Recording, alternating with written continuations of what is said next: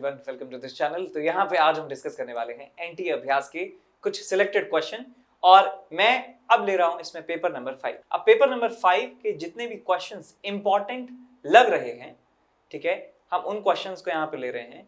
तो मैं कोशिश करूंगा फिर भी इंपॉर्टेंट के नाम पर लगभग सारे ही सवाल लेने की कोशिश करूंगा, लेकिन जो क्वेश्चंस बहुत ज्यादा लेंथी होंगे और जो मुझे लगेगा कि ये इतना वर्थ इट नहीं है आपके रिवीजन के लिए, तो मैं उनको स्किप भी कर दूंगा, ठीक है। तो यदि फिर भी आपको ऐसा लगता है कि कोई सवाल मैंने छोड़ दिया है जो आपको समझना है, तो आप कमेंट सेक्शन में रिक्वेस्ट कर सकते हैं। तो जब भी मुझे टाइम मिलेगा मैं जो है उन सवालों पे आने की कोशिश करूंगा और एक अलग वीडियो में उन सारे सवालों को ले लूंगा। तो चलिए स्टार्ट करते हैं। सबसे पहला सवाल कि amplitude of a wave disturbance propagating in positive direction of x axis is given by this. तो जो वेव होता है, वेव का डेफिनेशन आपको याद होगा कि वेव एक डिस्टरबेंस है जो मीडियम में प्रोपोगेट होता है, एक जगह से दूसरी जगह प्रोपोगेट होता है और उस डिस्टरबेंस की वजह से जो है एनर्जी का ट्रांसफर एक जगह से दूसरी जगह हो सकता है, पॉसिबल हो जाता है। तो बहुत ही बढ़िया चीज है वेव। तो यहाँ पे दिया है कि पॉजिटिव डायरेक्शन में वो प्रोपोगेट हो रही है। ये काफी इंपॉर्टेंट चीज है कि पॉजिटिव एक्स में जा रही है वेव या नेगेटिव एक्स में जा रही है। और इसका जो इक्वेशन है दिया जाता है y is equal to 1/1 plus x square at t is equal to 0। t बराबर 0 पर इसकी इक्वेशन है and by y is equal to 1/1 plus x minus 1 का whole square at t is equal to 2 second. और t बराबर 2 second पर उसकी equation थोड़ी चेंज हो जाती है। Where x and y are in metres, the shape of the wave disturbance does not change during the propagation, then the velocity of the wave is equal to. तो हमें velocity of wave बताना है कितना होगा। तो एक बात जो मैं हमेशा अपने थ्योरी वाले लेक्चर में समझाता ही हूं, वो मैं आपको यहाँ पे क्लियर कर देता हूं कि वेव की इक्वेशन जो है ये होता क्या है, ठीक है। तो यदि आपको थोड़ा बहुत मैथमेटिक्स आता है, फंक्शन वाला चैप्टर आपको अच्छे से याद है, जो होना ही चाहिए, तो आपको बिल्कुल एकदम मक्खन की तरह जो है समझ में आने वाला है। तो यहाँ पे मैं यदि ग्राफ लेता हूं, मान लीजिए आपके पास y is equal to function f of x, आपके पास कोई ग्राफ है लाइक दिस, इस तरीके से मान लीजिए आपके पास कोई ग्राफ है। अब यदि इस ग्राफ को हम शिफ्ट कर देते हैं a अमाउंट से, मैं इसे शिफ्ट कर देता हूं, ये आपके पास y एक्सिस है, ये आपके पास x एक्सिस है। यदि मैं इस ग्राफ को शिफ्ट कर देता हूं थोड़ा सा इधर, तो ये हमें कुछ इस तरीके से मिलेगा, ये हमें कुछ इस तरीके से मिलेगा कि ये आ जाएगा यहां पर और ये यहां और ये थोड़ा सा यहां इस तरीके से और ये जल्दी आ जाएगा, ठीक इस तरीके से। तो ये वाला जो पॉइंट है, ये पीक कह सकते हैं, वो पीक जो है थोड़ा सा शिफ्ट हो चुका है। तो कह सकते हैं ओवरऑल जो ग्राफ है वो शिफ्ट हो चुका है आगे की तरफ, लेट्स से a अमाउंट से। यही मतलब होता है कि वेव के प्रोपोगेट होने का मतलब यही है कि ये जो डिस्टरबेंस है, ये सांप जो बन रहा है, ये सांप आगे की तरफ शिफ्ट हो चुका है, ये जो डिस्टरबेंस है आगे की तरफ शिफ्ट हो चुका है और कह सकते हैं कि वेव जो है ये आगे की तरफ शिफ्ट हो चुकी है, यानी कि पॉजिटिव एक्स डायरेक्शन में शिफ्ट हो चुकी है। यहां पर यदि इसकी equation y is equal to fx से ग्राफ की इक्वेशन है बस, ठीक है। आप वेव का इक्वेशन छोड़िए, आप इस ग्राफ का इक्वेशन देखिए। तो इस ग्राफ का इक्वेशन क्या होगा, हम जानते हैं कि जब x से इसको आगे शिफ्ट कर देते हैं तो इसका इक्वेशन हो जाएगा y as a function of x minus a। तो ये ग्राफ हमें मिल जाएगा, ठीक बात है। या इसको ऐसे समझ सकते हैं कि यदि हमें फंक्शन दिया है fx और हमें फंक्शन पूछा है f of x minus a, तो क्या करते हैं, ग्राफ को सिंपली शिफ्ट कर देते हैं। तो इसका मतलब यही हुआ कि जब वेव आगे की तरफ शिफ्ट होती है पॉजिटिव एक्स डायरेक्शन में, तो यहाँ पे वो क्वांटिटी जो है उसे माइनस कर दिया जाता है, और जब पीछे की तरफ वेव मूव करती है नेगेटिव एक्स डायरेक्शन में, तो यहाँ पे f of x plus a आ जाता है। इसका मतलब सिंपली ये है कि यदि वेव v वेलोसिटी से जा रही है पॉजिटिव एक्स डायरेक्शन में, वेव जा रही है, देखिए क्या है, वेव मूव कर रही है with velocity v in positive x direction, in positive x direction, तो उसका इक्वेशन जो है हम किसी भी इंस्टेंट पे लिख सकते हैं f of x minus bt। उसका इक्वेशन यदि y is equal to fx है तो उसे x minus f of x minus bt लिखा जा सकता है उस वेव के फंक्शन को। तो सिमिलरली यहां पे हुआ है आपके साथ कि t बराबर 0 पर तो है आपके पास y is equal to 1/1 plus x square, और क्योंकि पॉजिटिव एक्स डायरेक्शन में जा रही है तो at t is equal to t हम उसे क्या लिख सकते हैं भैया, हमें उसे लिख सकते हैं y is equal to 1/1 plus x की जगह बस आपको रिप्लेस करना है x माइनस bt, तो मैं लिखूंगा इसे x माइनस bt का स्क्वायर, ठीक है। बस आपको क्या करना है, x की जगह x माइनस bt करना है यदि पॉजिटिव एक्स डायरेक्शन में जा रही है वेव। यदि नेगेटिव में जा रही होती तो यहाँ पे x प्लस bt से रिप्लेस कर देते। अच्छा, यदि मुझे अब एक जनरल फंक्शन मिल चुका है तो मैं जब इसमें t की वैल्यू 2 डालूंगा तो मुझे मिलना चाहिए y is equal to 1 plus x minus 2 into v का स्क्वायर। और ये किसके बराबर होगा भैया? इसके बराबर हो जाएगा, ये मिल जाएगा आपको 1 प्लस x माइनस 1 का होल स्क्वायर। ये रिजल्ट आपको मिल जाएगा। तो बस यहाँ पे देख सकते हैं कि यहाँ पे 2v लिखा है, यहाँ पे 1 लिखा है, तो 2v की जो वैल्यू है 1 के बराबर मिल जाती है, तो v मिल जाता है आपको 0.5 मीटर पर सेकंड के बराबर। तो ऐसे वेलोसिटी फाइंड की जाती है। सिर्फ यहाँ पे वेलोसिटी फाइंड करना ही नहीं सीखना है, बल्कि हमें वेव का फंक्शन लिखना भी आना चाहिए समझ में, कि कैसे हम वेव का जो नया इक्वेशन है वो लिख पाएंगे। यदि हमें x इज इक्वल टू 0 पे फंक्शन दिया है तो मैं किसी भी टाइम t पर उसका फंक्शन लिख सकता हूं। It's just a shifting of graph.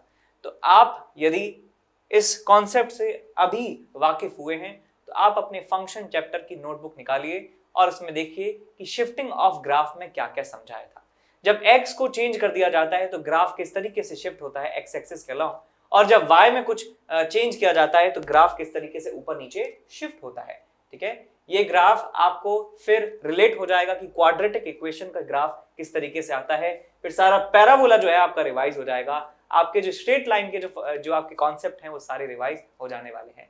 तो ये सारे जो कॉन्सेप्ट हैं, स्ट्रिक्ट आपका जो कोऑर्डिनेट ज्योमेट्री है, आपका ये वेव वाला जो चीज है, ये कहीं ना कहीं किसी ना किसी तरीके से आपस में लिंक है।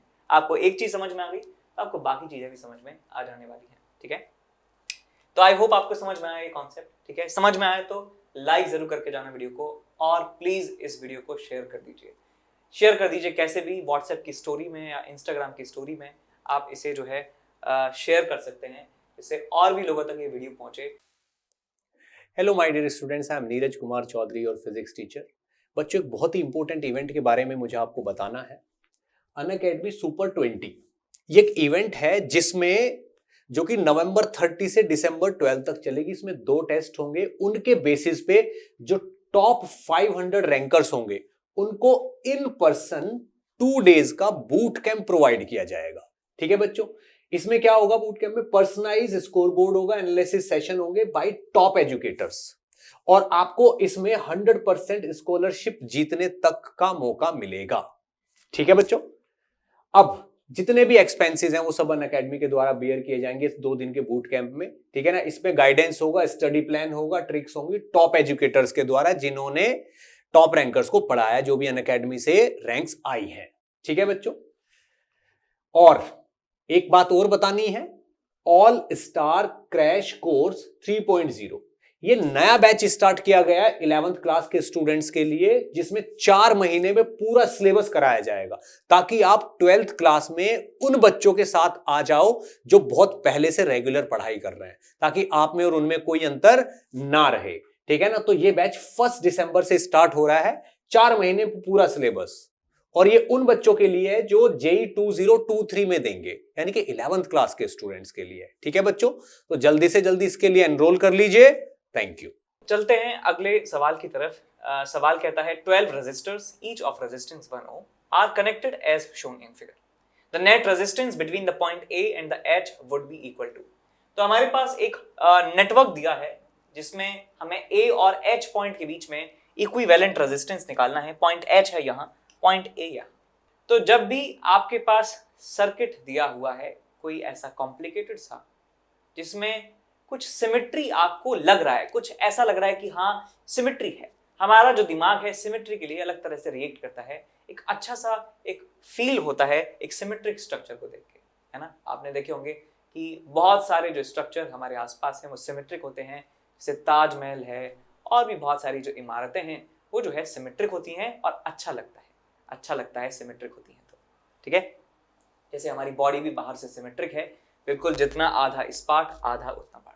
ठीक है, तो जब भी आपको कोई ऐसी सिमेट्री दिखे जिसे क्या कहते हैं, मिरर सिमेट्री कहते हैं। मिरर सिमेट्री का मतलब है कि यदि दोनों पॉइंट्स जिनके अक्रॉस रेजिस्टेंस निकालना है वो लेफ्ट और राइट में है, और मैं इसके बीचों बीच एक मिरर लगा देता हूं, बीचों बीच में एक मिरर लगा देता हूं, और लेफ्ट वाला साइड जो है उसका इमेज राइट वाला साइड बन रहा है, यानी कि ये वाला जो पार्ट इसका मिरर इमेज आपको दिख रहा है, इसका मतलब वहां पे मिरर सिमेट्री होती है। अब मिरर सिमेट्री है तो क्या करें, मिरर सिमेट्री है तो क्या करें, मिरर सिमेट्री यदि होती है तो हम सिंपली कह सकते हैं कि जितना करंट इसमें से जाएगा, जितना करंट इस ऑब्जेक्ट में से जाएगा, उतना ही करंट इसकी इमेज में से भी पास होगा। ये यदि I1 कह दूं तो ये भी I1 के बराबर होगा। सिंपल सी बात है, जितना करंट निकलेगा, जितना करंट यहां से जाएगा, उतना ही करंट वापस आना पड़ेगा। ऐसे यहां पे मान लीजिए करंट मैं कह देता हूं I2 के बराबर है, तो यहां पे भी करंट होगा I2 के बराबर। यहां पे कहूं मैं I3 के बराबर करंट है, तो उसकी इमेज में भी करंट I3 के बराबर होगा। यहां पे ऑब्जेक्ट में यदि करंट I4 है, तो इसकी इमेज में भी करंट I4 के बराबर होने वाला है। तो भाई I3 करंट आया, I3 चला गया, I1 आया, I1 चला गया, तो ये बेचारे दर्शक बन चुके हैं, मूक दर्शक बन चुके हैं कि भाई हमारा क्या काम है, हमारा है क्या काम, यहां पे बेइज्जती हो रही है हमारी, हम नहीं खेलेंगे ऐसे, हम नहीं रुक सकते। तो आप क्या करेंगे कि नहीं रुकना तो निकल जाओ यहां से। तो आपको क्या करना है कि इन दोनों रेजिस्टेंस को आप रिमूव कर सकते हैं, इन दोनों रेजिस्टेंस को आप रिमूव कर सकते हैं। तो मैं आपको फाइनल सर्किट डायग्राम दिखा देता हूं कि आप इन दोनों रेजिस्टेंस को हटा सकते हैं, बिकॉज इनका कोई काम नहीं है, वो मैंने आपको समझा दिया है अभी। बिकॉज जितना करंट यहां से आएगा उतना यहां से निकल जाएगा, जितना यहां से आएगा उतना यहां से निकल जाएगा, इन दोनों का अक्रॉस जो पोटेंशियल डिफरेंस है 0 हो जाएगा। तो आपके पास अब सर्किट बन चुका है ये। अब सर्किट जो है वो काफी ज्यादा आसान है, काफी ज्यादा आसान सर्किट आपको मिल चुका है। तो ये 1 ओम है, ये 1 ओम है, 1 और 1 कितना हो गया 2 ओम। तो ये हमें बन चुका है 2 ओम के बराबर इक्विवेलेंट रेजिस्टेंस। ये 1 ओम है, ये 1 ओम है, तो ये भी 2 ओम के बराबर इक्विवेलेंट बन चुका है। 2 ओम और 2 ओम जो है पैरेलल कॉम्बिनेशन में लगे हैं, तो इनका इक्विवेलेंट कितना आ जाएगा 1 के बराबर। तो हमें मिल जाता है कि भाई ए और बी के बीच में, ए है ये और बी के बीच में एक रेजिस्टेंस है 1 ओम का, बी और जी के बीच में एक रेजिस्टेंस है 1 ओम का, और जी और एच के बीच में एक रेजिस्टेंस है 1 ओम का। सिमिलरली ये और ये सीरीज कॉम्बिनेशन में है, तो आप क्या करिए, इनका सीरीज कॉम्बिनेशन लिख दीजिए 1 और 1 2। तो इसका मतलब ए और एच के बीच में 2 ओम का रेजिस्टेंस और लग रहा है। सिमिलरली मैं कह सकता हूं यहां पे 1 और 1 जो है 2 हो जाएगा, इसका मतलब ए और एच के लिए, ए और एच के बीच में 2 ओम का रेजिस्टेंस और लगा हुआ है। काफी हद तक आसान कर दिया है। ये 1 1 1 कितना हो जाएगा आपके पास 3, और ये 2 और 2 कितना हो जाएगा आपके पास 1। तो मैं सर्किट को लिख सकता हूं कि ए और एच के बीच में एक रेजिस्टेंस लगाए 2 और 2 का कॉम्बिनेशन 1 ओम, और ये आ जाएगा आपके पास 3 ओम। और 3 ओम और 1 ओम का आप निकाल सकते हैं इक्विवेलेंट पैरेलल में, कितना आ जाएगा 3 × 1 divided by 3 + 1 is equal to 3/4 ohm. तो 3/4 ओम हमें मिल जाता है equivalent resistance between A and H, A and H के बीच में इतना इक्विवेलेंट रेजिस्टेंस मिल जाता है। अब चलते हैं अगले सवाल की तरफ। सवाल नंबर 3 हम यहाँ पे डिस्कस कर रहे हैं। A uniform rod of length 2 meter is suspended through its end point, about which it performs small angular oscillations in the vertical plane. Its time period is nearly. तो वर्टिकल प्लेन जहां पर भी लिखा हो सवाल में मैकेनिक्स के, तो वहां पे जी का जो है रोल आ जाता है, जी की इंपॉर्टेंस जो है, इज्जत मिल जाती है अचानक से कि वर्टिकल प्लेन जैसे ही लिखा होता है। तो हॉरिजॉन्टल प्लेन में जी का काम जो है ज्यादातर नहीं रहता है ऐसे, लेकिन वर्टिकल प्लेन में जी का काम है। अब समझाता हूं कैसे। देखिए वर्टिकल क्या होता है डायरेक्शन, ये वर्टिकल लाइन है, ठीक है, ये एक वर्टिकल प्लेन है, ये एक हॉरिजॉन्टल लाइन है, और ये एक हॉरिजॉन्टल प्लेन है। तो जब कोई ऑब्जेक्ट वर्टिकल प्लेन में मूव कर रहा है, तो मैं यहां पे डायग्राम बना देता हूं। एक यूनिफॉर्म रॉड बनाते हैं, एक यूनिफॉर्म रॉड है कुछ इस तरीके से, और इसका मास जो है हमें दिया है, नहीं दिया है, लेंथ बताया है 2 मीटर है, लेंथ इसका 2 मीटर है। इसको हिंज कर दिया जाता है, टॉप मोस्ट पॉइंट से हिंज कर दिया जाता है, और स्मॉल ऑसिलेशंस के लिए आपको टाइम पीरियड बताना है कि कितने टाइम पीरियड इसका होगा यदि हम इसको थोड़ा सा ऑसिलेशन इसका ऑब्जर्व करें। तो थोड़ा सा ऑसिलेशन कैसे हो सकता है कि यदि मैं इसको डिस्टर्ब कर देता हूं थोड़ा सा, इसको मैं यदि डिस्टर्ब कर देता हूं थोड़ा सा, तो ये वापस से जो है इस तरफ आ जाएगा, और क्योंकि इसकी वेलोसिटी नॉन जीरो होगी इस पॉइंट पर, तो ये आगे भी चला जाएगा। तो ये इस तरीके से जो है ऑसिलेट कर रहा होगा। और ऐसे सिस्टम को जिसमें रिजिड बॉडी जो है ऑसिलेट होती है, एंगुलर एसएचएम करती है, तो ऐसे ऑब्जेक्ट को, ऐसे सिस्टम को फिजिकल पेंडुलम कहा जाता है, जिसमें रिजिड बॉडी पेंडुलम की तरह नाचती है। इसे क्या कहते हैं, फिजिकल पेंडुलम कहा जाता है। Physical pendulum. और आपके पास दो तरीके हैं, या तो आप पूरा डेरिवेशन करें कि इसका टाइम पीरियड क्या होता है, या आप डायरेक्ट फॉर्मूला याद रख सकते हैं। जेईई मेन में आपके लगभग सारे ही सवाल जो फिजिकल पेंडुलम पे आते हैं वो बिना डेरिवेशन की नॉलेज के भी आप कर सकते हैं। ठीक है, तो कोई भी एग्जाम यदि हम दे रहे हैं, इंडिया में कॉम्पिटिटिव एग्जाम दे रहे हैं, तो हमें जरूरत होती है कि हम कम समय में एक्यूरेटली उस सवाल को कैसे करें। चाहे आपको उसका जो डेरिवेशन आए या ना आए, अच्छी बात है, आए तो बहुत अच्छी बात है, मैं तो कहूँगा आना ही चाहिए सबको, लेकिन उस समय जो रिक्वायरमेंट है वो आपके उस सवाल को सही करने की ज़्यादा है। तो मेरी आपसे ये गुजारिश है कि आपको यदि सारे फॉर्मूले याद हो जाते हैं तो आप डेरिवेशन की तरफ रुख करें, तो आपको डेप्थ जो है वहाँ से मिलने वाली है और जो कठिन लेवल के क्वेश्चंस आते हैं वो आपसे हो जाएंगे। लेकिन यदि आपको सिर्फ डेरिवेशन आता है, फॉर्मूले याद नहीं है, तो ये डेंजरस हो सकता है जेईई मेन के लिए। आपके मार्क्स उतने नहीं आ पाएंगे जितना आप नॉलेज, जितना आप करेज जो है रखते हैं। तो आपको डेरिवेशन याद है, बहुत अच्छी बात है, लेकिन फॉर्मूले आपको उंगलियों पर रटे हुए होने चाहिए, फॉर्मूले याद होने ही चाहिए। बिकॉज कोई वहां पे नहीं पूछेगा कि आप सवाल जो है डेरिवेशन से करके आए हैं या डायरेक्ट फॉर्मूला लगा के करके आए हैं। ठीक है, वहां पे इंपॉर्टेंट है एक्यूरेसी और कम समय में एफिशिएंसी और एक्यूरेसी वहां पे इंपॉर्टेंट है। तो आप एक बार अपना ईगो जो है साइड में रख दें, फॉर्मूला जो है पूरा रट लें अच्छे से। तो मान लीजिए आपके पास कोई रिजिड बॉडी है और उस रिजिड बॉडी को इस पॉइंट से जो है सस्पेंड कर दिया जाता है, इसको पिवट पॉइंट कह सकते हैं या पॉइंट ऑफ सस्पेंशन कह सकते हैं। तो इसको कह सकते हैं कि point of suspension, point of suspension. और आपका यहां पे है centre of mass, centre of mass यहां पे है, सेंटर ऑफ मास यहां पे है, सेंटर ऑफ ग्रेविटी कह सकते हैं। ऑब्जेक्ट को मैं छोटा मान रहा हूं तो centre of gravity, centre of mass एक ही हो जाएगा। तो सेंटर ऑफ ग्रेविटी और पॉइंट ऑफ सस्पेंशन के बीच का जो शॉर्टेस्ट डिस्टेंस होता है, मैं मान लेता हूं d के बराबर है। तो हम यहां पे कहेंगे कि टाइम पीरियड जो होता है वो होता है 2 pi under root of I upon mgd, I about axis. तो जिस एक्सिस के अबाउट ये रिवॉल्व हो रहा है, ऑसिलेट कर रहा है, उसके about moment of inertia divided by m, इसका mass into g into d, d का मतलब perpendicular distance between point of suspension and centre of gravity. तो ये फॉर्मूला होता है। तो भाई इसका सेंटर ऑफ मास इसके मिड पॉइंट पर होने वाला है L/2 डिस्टेंस पे, और इसका पॉइंट ऑफ सस्पेंशन है यहाँ। इसका मोमेंट ऑफ इनर्शिया हो जाएगा कितना, ml²/3 के बराबर। तो यहाँ पे मैं टाइम पीरियड का फॉर्मूला लिख देता हूँ, t = 2 pi under root of I which is ml² divided by 3, और यहाँ आ जाएगा आपके पास mg into d which is L/2। तो यहाँ एक L से एक L चला गया, m से m चला गया, तो आपको मिल जाता है यहाँ से 2L डिवाइडेड बाई 3g के बराबर अंडर रूट में, और यहाँ पे आ जाएगा आपके पास 2 पाई। तो बस सारी वैल्यूज यहाँ पे रख दीजिए, g की वैल्यू 10, L की वैल्यू 2 मीटर, आपको आंसर यहाँ से मिल जाता है। ठीक है, समझ में आया। अब चलते हैं अगले सवाल की तरफ, क्वेश्चन नंबर 4 की तरफ। Water is filled up to a height h in cylindrical vessel. It takes time t to completely drain the vessel by means of a small hole at the bottom. If water is filled up to a height 4h, then time it takes to completely drain the vessel is equal to. तो यहाँ पे हमारे पास एक classic पानी की बोतल है जो सबने कभी ना कभी तो देखी ही होगी। तो कहते हैं कि इस बोतल में यदि हम वाटर का लेवल h कर देते हैं, यानी h हाइट तक हम पानी भर देते हैं, h हाइट तक पानी भर देते हैं इस तरीके से, और इसके बॉटम पे एक होल कर दिया जाता है, तो इस पूरे पानी को खलने में जो समय लगता है वो t के बराबर लगता है यदि h हाइट तक पानी भरते हैं।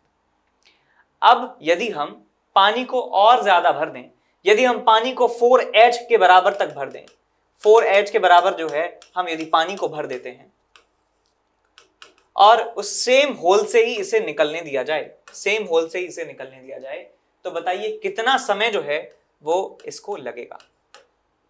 कंप्लीटली एम्प्टी करना है, तो आपको ये फॉर्मूला भी याद होना चाहिए। फ्लूइड मैकेनिक्स में बताते हैं, जब टॉरिसली थ्योरम पढ़ा रहे हैं तब ये फॉर्मूला आता है कि time taken to empty the tank.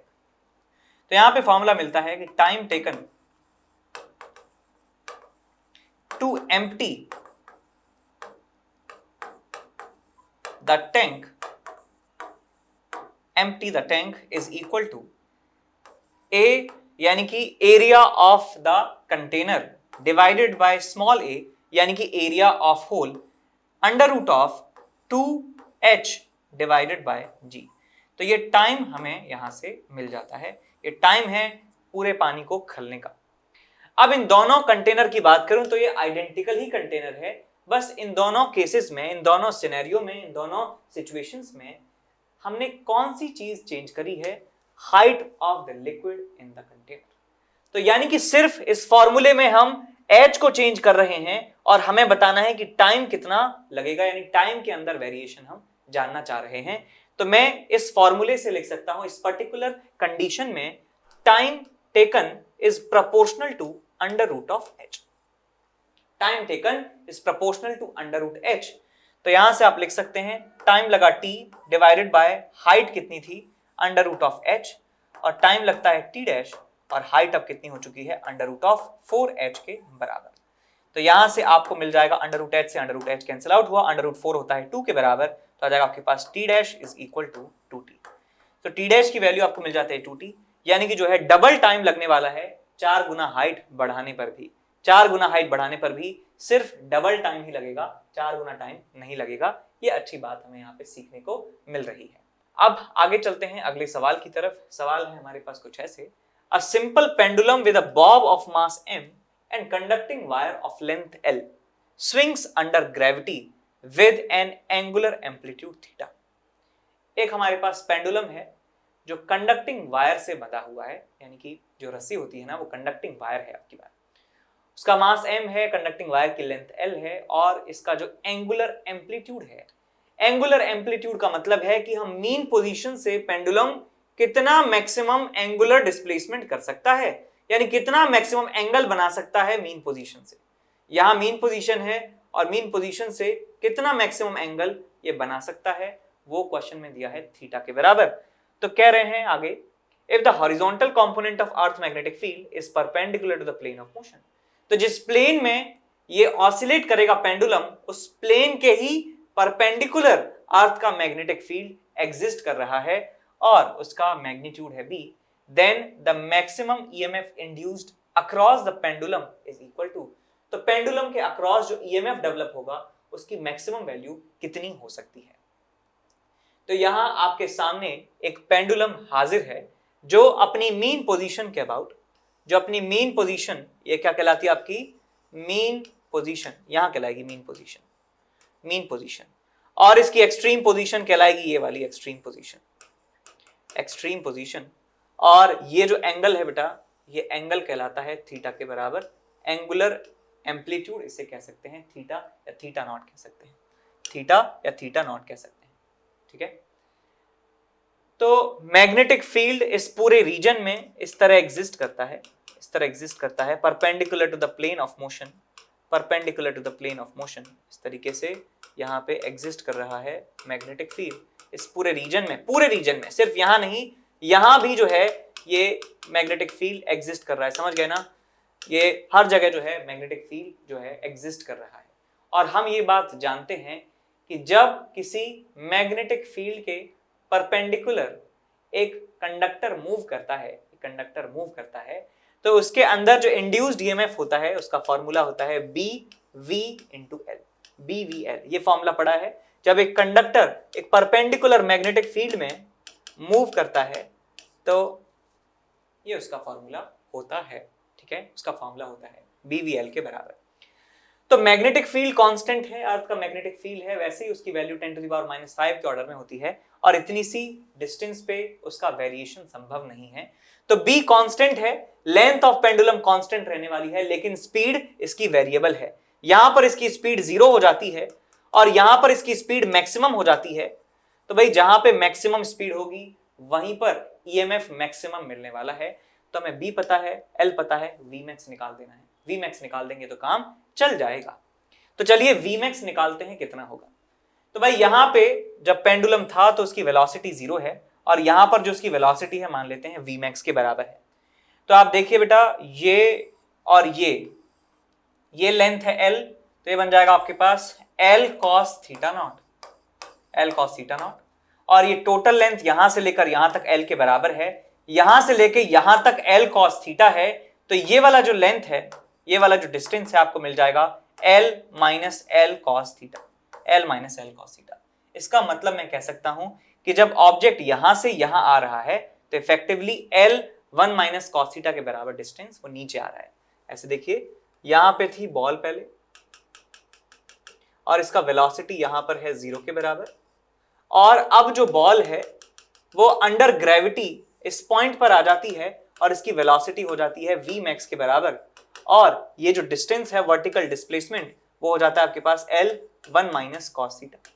तो बस मैं यहाँ पे कंजर्वेशन ऑफ मैकेनिकल एनर्जी का इस्तेमाल कर सकता हूं। तो यहाँ पे आपको मिलेगा work done by gravity mgl 1 minus cos theta is equal to half m v max square. तो 1 माइनस कॉस थीटा होता है 2 साइन स्क्वायर थीटा बाई 2, तो आपको मिलेगा mg और आ जाएगा 2 L sine square theta by 2 is equals to 1 by 2 m v max का square, v max का स्क्वायर। तो m से m चला जाता है और एक 2 से नहीं, 2 और 2 जो है ये 4 हो जाएगा, तो आपको मिल जाता है v max is equal to 2 sine theta by 2 और यहां आ जाएगा आपके पास अंडर रूट ऑफ GL, और हमें मैक्सिमम EMF निकालना है, तो मैक्सिमम EMF आपको मिलेगा B into V max which is 2 sine theta by 2 into L into under root of GL। तो ये हमें आंसर यहाँ पे मिल जाता है मैक्सिमम EMF का, मैक्सिमम EMF का। ठीक है, समझ में आया?